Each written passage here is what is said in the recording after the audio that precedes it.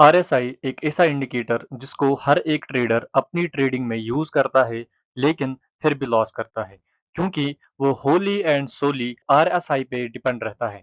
तो आज की इस वीडियो में हम आरएसआई को बेसिक से लेकर एडवांस तक सीखेंगे और उसको कंबाइन करेंगे मार्केट स्ट्रक्चर के साथ for better entries and exits.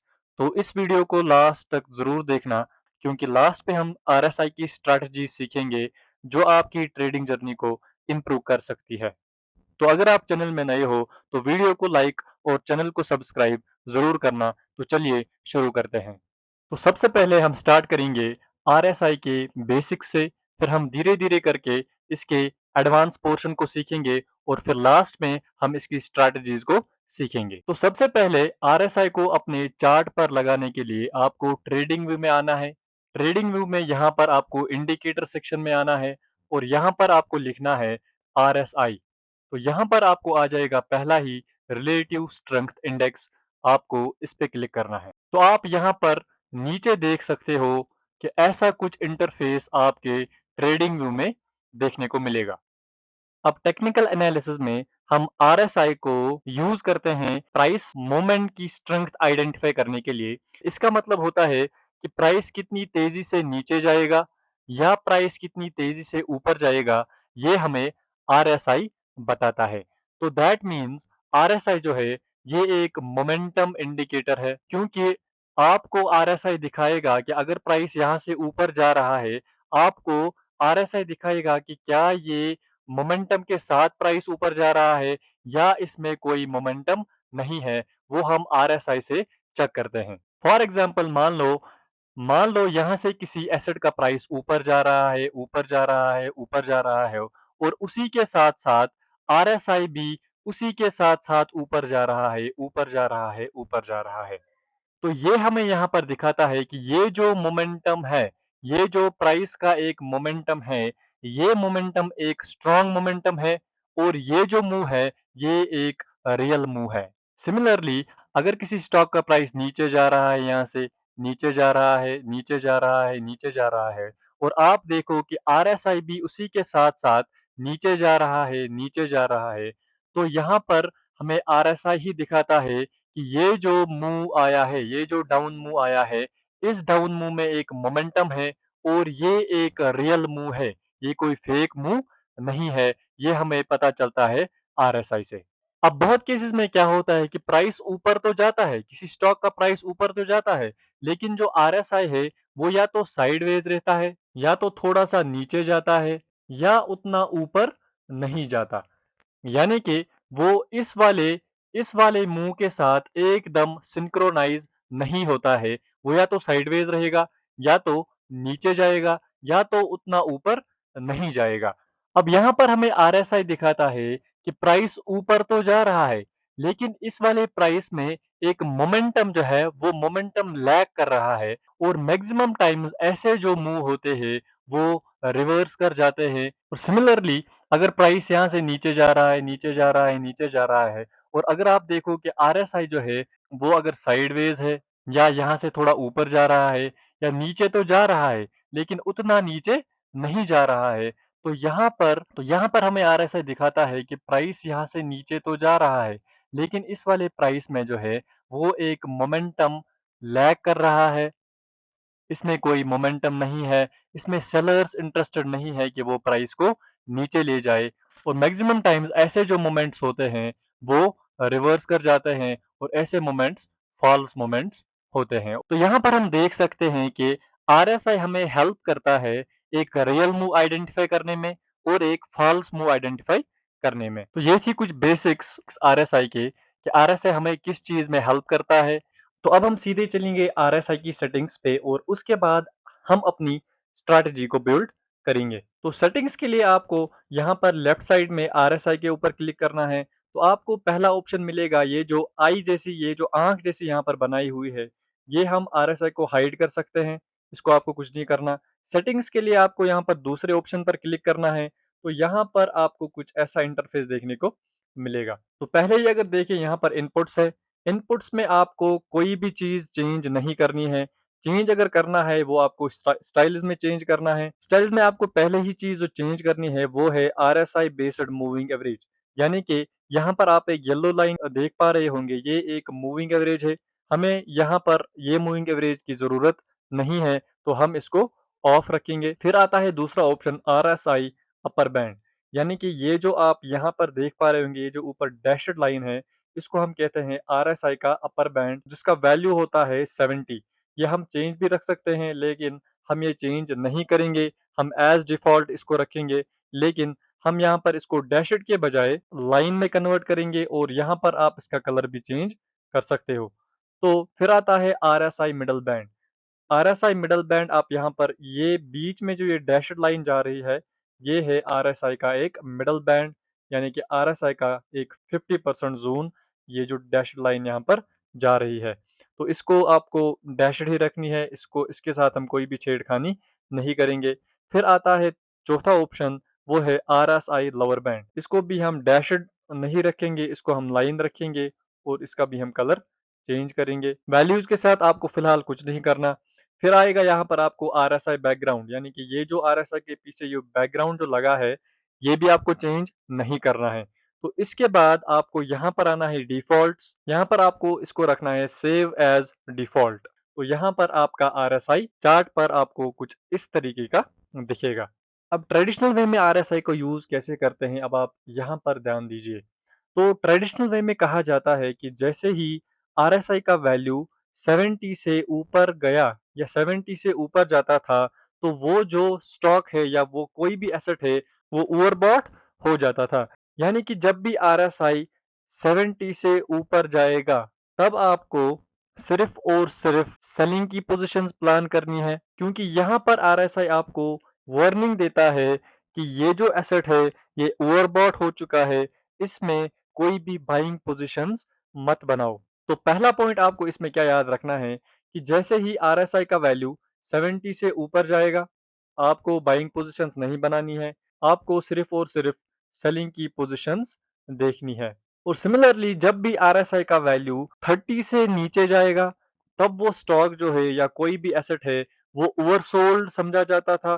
तो तब आपको उस वाले स्टॉक में या उस वाले कोई भी एसेट में अपनी कोई भी सेलिंग पोजीशंस नहीं देखनी है, तब आपको सिर्फ़ और सिर्फ़ अपनी बाइंग पोजीशंस प्लान करनी है। तो ये था आरएसआई हम ट्रेडिशनली यूज़ कैसे करते हैं। तो अब आपका क्वेश्चन होना चाहिए कि क्या सर, तो यहाँ पर अगर देखें कि यहाँ पर आरएसआई का वैल्यू 30 से नीचे गया है, ये अगर देखें ये पॉइंट यहाँ पर आता है, क्या यहाँ पर हम अपनी बाइंग पोजीशंस देखें?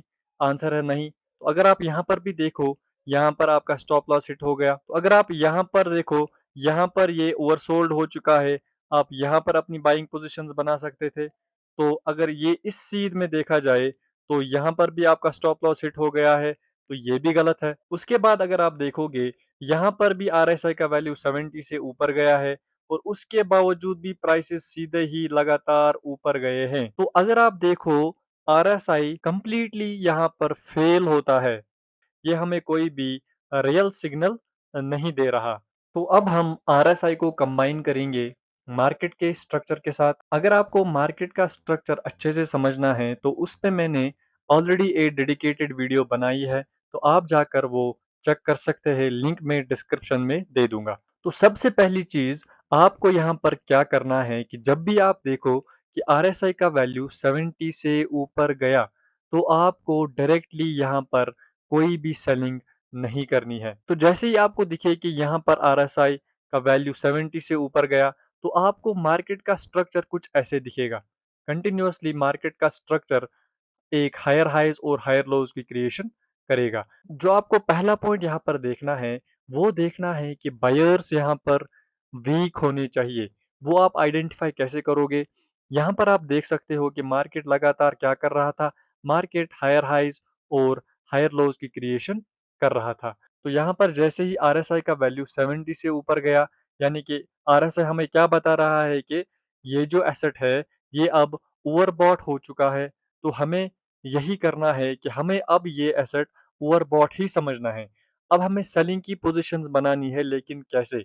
अब यहाँ पर ध्यान दो। अब यहाँ पर आपको ढूँढना क्या है? सबसे पहली चीज़ आपको यहाँ पर देखनी है कि मार्केट यहाँ पर नीचे आना चाहिए और ये वाला लो ब्रेक करना चाहिए। तो यहाँ पर हमें एक मार्केट का स्ट्रक्चर शिफ्ट मिलेगा।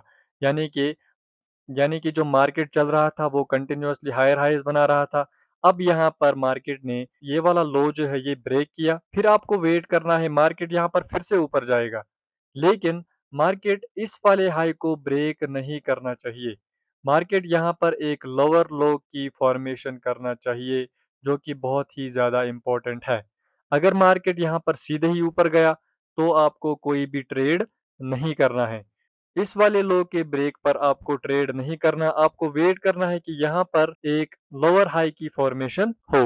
तो सिमिलरली जैसे ही आप देखोगे कि आरएसआई का वैल्यू 30 से नीचे जा रहा है, तब आपको डायरेक्टली कोई भी बाइंग पोजीशंस नहीं बनानी है। आपको यहाँ पर भी मार्केट का स्ट्रक्चर कुछ ऐसे देखने को मिलेगा, मार्केट कंटिन्यूअसली यहाँ पर एक लोअर लोज और लोअर हाईज की फॉर्मेशन देखने को मिलेगी। अब आपको बाइंग कहाँ पर देखनी है? तो यहाँ पर आपको बाइंग कब करनी है? जब आपको दिखे कि बायर जो है वो स्ट्रेंथ गेन कर रहे हैं। वो कैसे दिखेगा? यहाँ पर आपको देखना है कि यहाँ पर प्राइसेस ऊपर जाने चाहिए और इस वाले हाई को ब्रेक करने चाहिए। फिर जब प्राइसेस नीचे आएँगे, तो वो इस वाले लो को ब्रेक नहीं करने चाहिए और यहाँ पर एक हायर हाईज़ की क्रिएशन होनी चाहिए। तो यहाँ पर इन दोनों कांसेप्ट्स को आप गौर से देखो, इनको बैक टेस्ट करो। अब हम इन्हीं चीज़ों के कुछ लाइव एग्ज़ाम्पल्स देखेंगे कि क्या ये वाक़ई में वर्क करते भी है कि नहीं। तो अगर आप यहाँ पर देखोगे जो आरएसआई है वो यहाँ पर 30 के नीचे गया, तो आपको क्या करना है? आपको सिर्फ़ और सिर्फ़ अपनी बाइंग की पोज़ीशंस देखनी है। क्या यहाँ पर हमें कोई बाइंग पोज़ीशन देखने को मिली है? हम यहाँ पर देखेंगे। तो यहाँ पर जब आरएसआई का वैल्यू 30 से नीचे गया, तो अगर हम प्राइस देखें तो वो यहाँ कहीं है। क्या यहाँ पर हमें कोई बाइंग की पोज़ीशन देखने को मिली? आंसर है नहीं। तो जब दोबारा यहाँ पर प्राइसेज़ नीचे आए, यहाँ पर तो जब दोबारा यहाँ पर आरएसआई का वैल्यू 30 से नीचे आया, तो तब प्राइसेज़ कहाँ पर थे? तब प्राइसेज़ यहाँ पर थे। क्या यहाँ पर हमें कोई बाइंग अपॉर्च्युनिटी मिली? आंसर है नहीं। तो जब तीसरी बार यहाँ पर आरएसआई का वैल्यू 30 से नीचे आया, तो तब आप देखोगे यहाँ पर प्राइसेज़ ने क्या किया? यहाँ पर प्राइसेज़ ने ये वाला हाई ब्रेक किया। ये देखो ये वाला हाई ब्रेक किया, मार्केट का एक स्ट्रक्चर दिया और फिर नीचे आया और ये वाला जो लो है, इसको ब्रेक करने के बजाय एक हायर हाईज़ की फॉर्मेशन की। तो आप यहाँ पर ही अपनी एंट्री प्लान कर सकते थे और आपका जो ट्रेड बनता था, वो बनता था ईज़िली 1:2 के साथ आप तो जा ही सकते थे। यहाँ पर आपका ट्रेड बनेगा, इस स्विंग लो तक अपना स्टॉप लॉस रहता और आप देखो हमें टारगेट कितना मिला है? हमें ईज़िली यहाँ पर जो टारगेट मिला है, वो मिला है 1:4। आपको यहाँ पर टारगेट नहीं देखना है। आप देखो, आपको जब मार्केट का स्ट्रक्चर आएगा, तब आप कितने ट्रैप से बच जाओगे।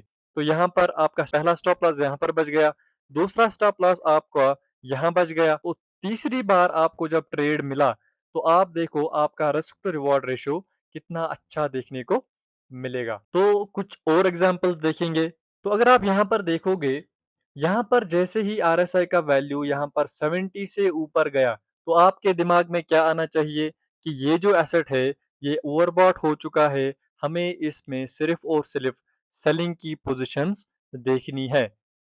वो भी किसके साथ? मार्केट का स्ट्रक्चर कंबाइन करने के साथ। यहाँ पर आप अपनी सेलिंग पोज़ीशन बनाते? आंसर है नहीं। तो सबसे पहले आपको क्या देखना है? मार्केट का स्ट्रक्चर। तो चलिए वो भी देखते हैं। तो जब यहाँ पर आरएसआई का वैल्यू जो है वो 70 से ऊपर गया, तब जाकर मार्केट कहाँ पर था? मार्केट था यहाँ कहीं पर। मार्केट यहाँ कहीं पर था। क्या यहाँ पर हमारी कोई सेलिंग पोज़ीशंस या सेलिंग अपॉर्च्युनिटी बन रही थी? आंसर है नहीं। तो फिर जब दोबारा यहाँ पर अगर आप देखोगे, दोबारा आरएसआई का वैल्यू 70 से ऊपर गया, तब जाकर प्राइसेज़ यहाँ कहीं पर थे, ठीक है? यहाँ कहीं पर प्राइसेज़ थे। अब आप यहाँ पर ध्यान देना।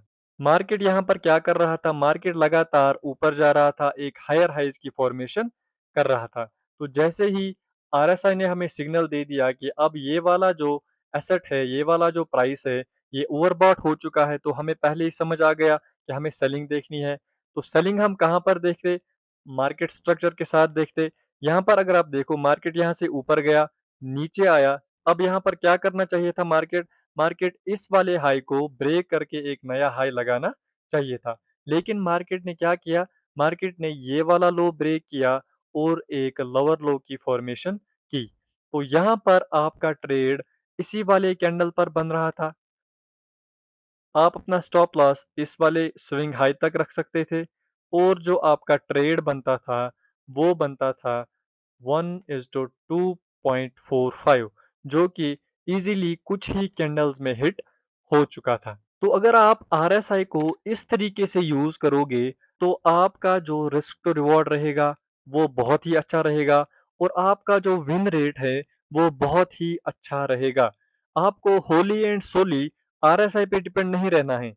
आपको उसको कंबाइन करना है मार्केट के स्ट्रक्चर के साथ, मार्केट के प्राइस एक्शन के साथ, तब जाकर आप आरएसआई को अच्छे तरीके से यूज़ कर पाओगे।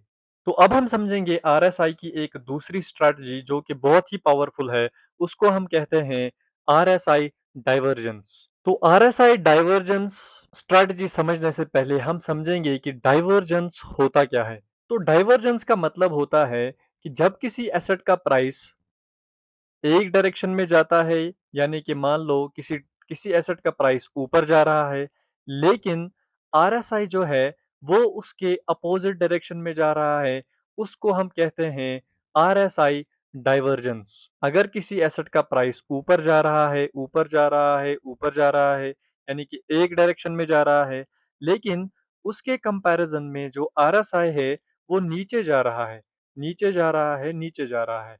तो उसी चीज़ को हम कहते हैं आरएसआई डाइवर्जेंस। अब आरएसआई डाइवर्जेंस में हमारे पास 2 टाइप्स है।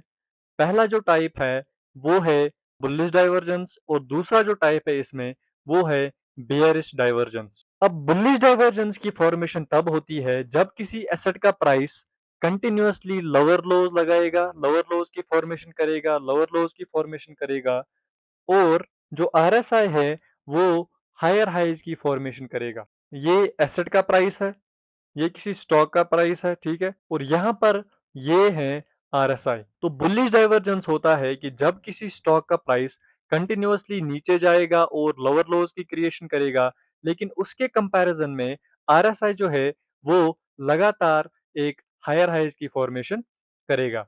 और उसी के कंपैरिजन में अगर बेयरिश डाइवर्जेंस की बात की जाए, बेयरिश डाइवर्जेंस की फॉर्मेशन तब होती है जब किसी एसेट का प्राइस कंटिन्यूअसली हायर हाइज की फॉर्मेशन करेगा और उसके कंपैरिजन में जो आरएसआई है वो लोअर लोज की फॉर्मेशन करेगा। अब आरएसआई डाइवर्जेंस को ट्रेड करने के लिए हमें यहाँ पर एक सेटिंग जो है वो चेंज करनी होगी। तो यहाँ पर जैसे ही आप सेटिंग्स में आओगे, यहाँ पर हमने यहाँ पर हमने जो सोर्स यहाँ पर रखा था वो रखा था क्लोज। क्लोज को हम चेंज करेंगे, हम इसको रखेंगे क्लोजिंग के नीचे वाला जो है HL2, इस पे आप क्लिक करोगे और यहाँ पर आप ओके करोगे।